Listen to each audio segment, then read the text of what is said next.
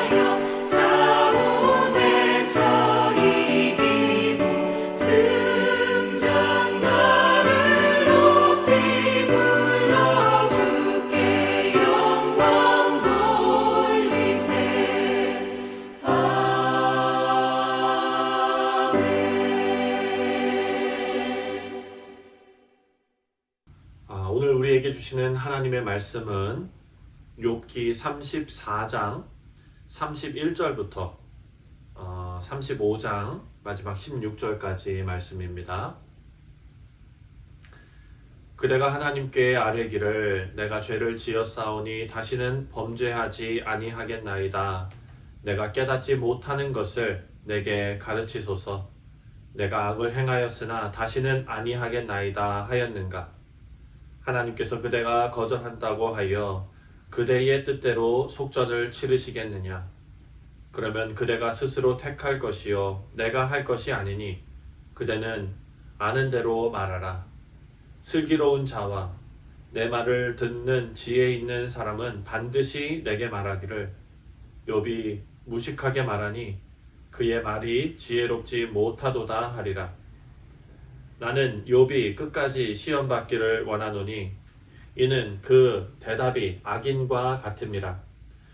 그가 그의 죄의 반역을 더럽히며 더하며 우리와 어울러 손뼉을 치며 하나님을 거역하는 말을 많이 하는구나.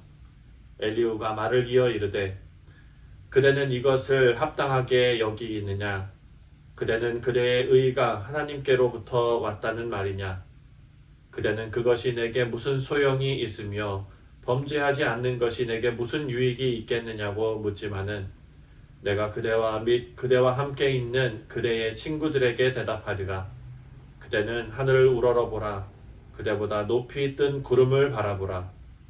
그대가 범죄한들 하나님께 무슨 영향이 있겠으며 그대의 악행이 악한들 하나님께 무슨 상관이 있겠으며 그대가 의로운들 하나님께 무엇을 드리겠으며 그대가 그대의 손에서 무엇을 받으시겠느냐. 그대의 악은 그대와 같은 사람에게나 있는 것이요 그대의 공의는 어떤 인생에도 있느니라. 사람은 학대가 많음으로 부르짖으며 군주들의 힘에 눌려 소리치나 나를 지으신 하나님은 어디에 계시냐고 하며 밤에 노래를 주시는 자가 어디 계시느냐고 말하는 자가 없구나. 땅의 짐승들보다도 우리를 더욱 가르치시고 하늘의 새들보다도 우리를 더욱 지혜롭게 하시는 이가 어디 계시냐고 말하는 이도 없구나. 그들이 악인의 교만으로 말미암아 거기에서 부르짖으나 대답하는 자가 없음은 헛된 것은 하나님이 결코 듣지 아니하시며 전능자가 돌아보지 아니하심이라. 하물며 말하기를 하나님은 배울 수 없고 일의 판단하심은 그 앞에 있으니 나는 그를 기다릴 뿐이라 말하는 그대일까 보냐. 그러나 지금은 그의 진노하심으로 벌을 주지 아니하셨고 악행을 끝까지 살피지 아니하셨으므로 욥이 헛되이 입을 열어 지식 없는 말을 많이 하는구나. 아멘. 기도하겠습니다. 하나님 아버지, 오늘 이 아침에 하나님 앞에 마음을 쏟아놓고 기도하며 또한 우리 인생에 하나님의 말씀으로 채워주시기를 간구하는 마음으로 주의 말씀 앞에서 우리 모두에게 하나님께서 은혜의 은혜로 덧입혀 주사 성령 하나님께서 우리의 마음을 열어주시고 말씀을 통한 깨달음이 있게 하시며 또한 말씀을 통한 변화가 우리 삶에 나타나게 하여 주옵소서. 감사드리오며 예수님의 이름으로 기도하옵나이다. 아멘. 네, 사랑하는 성도님들, 어제 말씀에 이어서 엘리후는 우주를 통치하시는 하나님, 그 하나님의 속성에 대해서 말하고 있습니다. 그래서 하나님께서는 정의로우시고 공의로우시고 또 악을 용서하지 않으시는 하나님이시다 라고 강조하고 있습니다. 그리고 교만하게 하나님의 통치를 거부하면서 자신이 의롭다라고 스스로 주장하는 이 욥은 빨리 회개해야 한다라고 말하고 있습니다. 오늘 본문 31절과 32절을 보면은요, 그대가 하나님께 아뢰기를 내가 죄를 지었사오니 다시는 범죄하지 아니하겠나이다. 내가 깨닫지 못하는 것을 내게 가르치소서. 내가 악을 행하였으나 다시는 아니하겠나이다 하였는가. 지금 엘리후는 욥을 비롯해서 총명한 자들 그리고 자신의 말을 듣고 있는 모든 지혜 있는 자들이 어떤 결론을 내릴지에 대해서 미리 예단하고 있습니다. 35절을 보니까 욥이 무식하게 말하니 그의 말이 지혜롭지 못하도다 하리라. 자신의 말을 듣고 있는 사람들이 이렇게 생각할 것이다 라고 말하고 있습니다. 여러분, 사실 엘리후도 그렇게 생각하고 있고요. 또 엘리후의 말을 듣고 있는 모든 사람들이 욥이 무식하고 지혜가 없다라고 생각할 수 있습니다. 하지만 하나님께서는 엘리후와 그 자리에 있는 모든 사람들보다 욥이 더 먼저 성화의 길을 걷게 하시는 그런 중입니다. 엘리후도 이렇게 욥을 비난하고는 있지만 그도 만약 하나님께서 귀히 여기신다면 그 인생에 어떤 방법을 통해서든 하나님을 더 깊이 알게 되는 어떤 과정을 겪게 하실 것입니다. 하지만 엘리후는 아직 그 과정에 들어가지 못했습니다. 35장에 들어와서 엘리후가 세 번째 연설을 시작하는데요.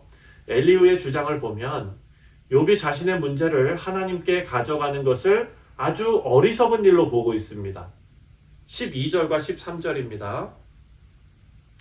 그들이 악인의 교만으로 말미암아 거기에서 부르짖으나 대답하는 자가 없음은 헛된 것은 하나님이 결코 듣지 아니하시며 전능자가 돌아보지 아니하심이라. 아멘. 엘리후는 지금 하나님의 정의로우심을 아주 굳게 믿고 있습니다. 그래서 욥의 고난이 욥이 범죄한 일에 대한 하나님의 정의로운 심판이기 때문에 지금 이 문제로 욥이 하나님 앞에 가져나가서 하나님을 귀찮게 하지 말라는 것입니다. 하나님께 이렇게 뻔하고 답이 정해져 있는 문제를 가지고 나가는 것은 어리석은 일이다라고 주장하고 있습니다. 이런 일은 엘리후 자신처럼 지혜 있는 자들이 이미 다 판결을 내릴 수 있는 문제고 욥은 자기 말을 듣고 회개하기만 하면 되는 문제다라는 것입니다. 구절을 보면 엘리후가 왜 이렇게 주장하는지 더 자세하게 알 수가 있습니다.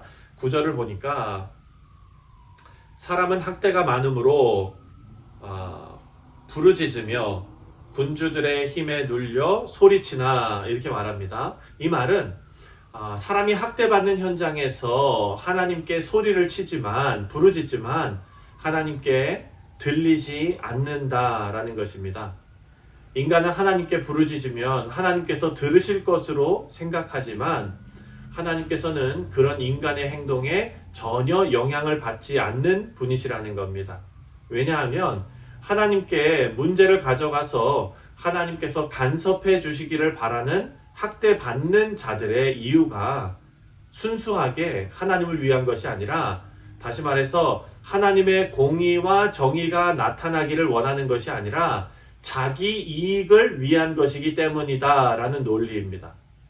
그래서 욥도 지금 이 범주에 집어넣고 있습니다. 욥도 자신이 저지른 죄를 생각하지 않고 자신이 학대받는 자라고 생각하면서 이 문제를 하나님께 가져가 봐야 공의로우신 하나님께서는 전혀 개의치 않으실 것이다 라고 말하고 있는 것입니다. 우리 사랑하는 성도님들, 지금 엘리후는요, 하나님의 초월적인 섭리를 인간의 잣대로 판단해서 심각한 오류를 범하고 있습니다. 욥은 이런 측면에서 하나님을 바로 알고 있는 것이지요. 욥이 28장에서 내린 결론은 하나님께서는 현실에 상관없이 자신의 삶과 자신의 삶에서 일어나는 모든 일과 상관없이 하나님은 선하시고 또 선한 섭리를 진행하신다. 하지만 욥과 같은 인간은 그 섭리를 알 길이 없다라고 고백하고 있습니다. 여러분, 맞는 말입니다. 전도서 3장 11장에 보면 이런 말씀이 나옵니다. 하나님이 모든 것을 지으시되 때를 따라 아름답게 하셨고 또 사람들에게는 영원을 사모하는 마음을 주셨느니라. 그러나 하나님이 하시는 일의 시종을 사람으로 측량할 수 없게 하셨도다. 아멘. 여러분, 욥의 고백이 옳습니다. 하나님이 하시는 일의 시종, 처음과 끝을 사람으로 측량할 수 없게 하신 분이 바로 하나님이십니다. 성경은 우리에게 하나님의 뜻을, 그리고 우리 주변에서 나타나는 여러 가지 일들에 대해서 함부로 판단하는 것을 금하고 있습니다. 하지만 많은 경우 믿음 생활을 하는 우리가 너무나 쉽게 판단하는 모습을 보입니다. 이것은 엘리후가 범한 잘못을 우리가 그대로 답습하고 있는 것입니다. 성경이 우리에게 가르쳐주는 신앙의 자세는요, 욥처럼 하나님만 아시는 자신의 순전함을 간직하는 일입니다. 그리고 내가 하나님 앞에 부끄러움이 없는 삶을 살도록 우리의 말과 행동이 그 순전함을 견지해야 한다라는 것입니다. 여러분, 그리고 동시에 이해되지 않고 모순처럼 보이는 하나님의 길을 쉽게 판단하지 말고 마지막까지 기다리는 것이 우리가 해야 될 일입니다. 하나님의 주권과 그리고 하나님의 자유에 따라 예외를 행하시는 하나님의 역사를 기다리는 것이 바로 지혜로운 성도의 모습임을 우리가 말씀을 통해 알 수 있습니다. 여러분, 욥의 인생도 우리에게 그런 교훈을 주지만 성경에 나오는 요셉의 인생도 우리에게 같은 교훈을 줍니다. 여러분 잘 아시는 대로 요셉은요, 야곱의 사랑을 독차지했던 그런 사람입니다. 형들의 시기로 애굽에 팔려가고 또 보디발의 아내의 모함으로 감옥에 갇히게 되었습니다. 인간적인 잣대로 보면 요셉만큼 불행한 사람이 없습니다. 엘리후와 욥의 세 친구의 논리라면 요셉은 죄인으로 하나님께 회개해야 하는 것입니다. 하지만 요셉은 하나님을 원망하지 않습니다. 자신의 정직함을 하나님께서 아신다라는 그런 확신으로 그 시간을 견디고 있습니다. 그리고 나중에 형들을 다시 만났을 때 요셉이 아주 귀한 신앙의 고백을 하지요. 형들에게 복수를 하는 것이 아니라 자신이 알 수 없는 하나님의 주권과 그리고 하나님의 자유, 그리고 하나님의 섭리가 자신의 기다림과 어우러져서 하나님의 백성을 구원하시려는 하나님의 놀라운 계획의 결과로 나타났다라는 것을 깨닫고 형들 앞에서 간증하는 것입니다. 우리 사랑하는 성도님들, 우리가 겪고 있는 삶의 현실을 바로 판단해버리는 조급함에서 우리가 벗어나서 긴 호흡을 가지고 우리를 영광의 자리로 이끄시는 하나님의 귀한 섭리에 우리의 인생을 맡기시는 우리 모두가 되시기를 주님의 이름으로 축원드립니다. 기도하겠습니다. 하나님 아버지, 감사합니다. 엘리후는 욥의 억울함을 믿지 않았습니다. 하지만 아버지여, 욥이 그 답답함 가운데에서도 하나님의 섭리를 쉽게 판단해 버리지 않고 그 과정을 인내와 순종으로, 기다림으로 통과한 것을 우리가 보았습니다. 하나님 아버지, 우리 인생에서 우리 눈앞에 있는 많은 문제들 가운데 아버지, 우리가 이것을 하나님을 원망하는 일로 정말 쉽게 판단해 버리는 그런 우를 범하지 않도록 우리에게 지혜로 함께하여 주시며, 또 오늘 하루 우리의 삶의 아름다운 것으로 의의 길로 인도해 주실 하나님을 기대하며 오늘 하루 선한 길을 걸어가기로 작정하는 우리 사랑하는 성도들, 하나님께서 그들에게 복의 복으로 더하여 주시옵소서. 감사드리오며 예수님의 이름으로 기도하옵나이다. 아멘. 하늘에 계신 우리 아버지여, 이름이 거룩히 여김을 받으시오며 나라가 임하시오며 뜻이 하늘에서 이루어진 것 같이 땅에서도 이루어지이다.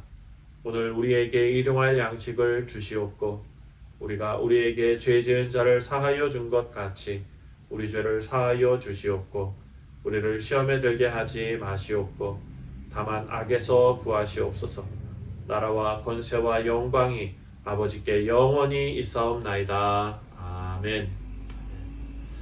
네, 사랑하는 성도님들, 오늘 화요일은 선교를 위해서 우리가 기도하는 날입니다. 세계에서 정말 수고하시는 많은 선교사님들 위해서 기도해 주실 때에 특별히 우리 교회가 후원하며 함께 동역하는 니카라과 김도균 선교사님과 그리고 캄보디아 신학교를 위해서 우리가 함께 기도하도록 하겠습니다. 다 같이 기도합니다.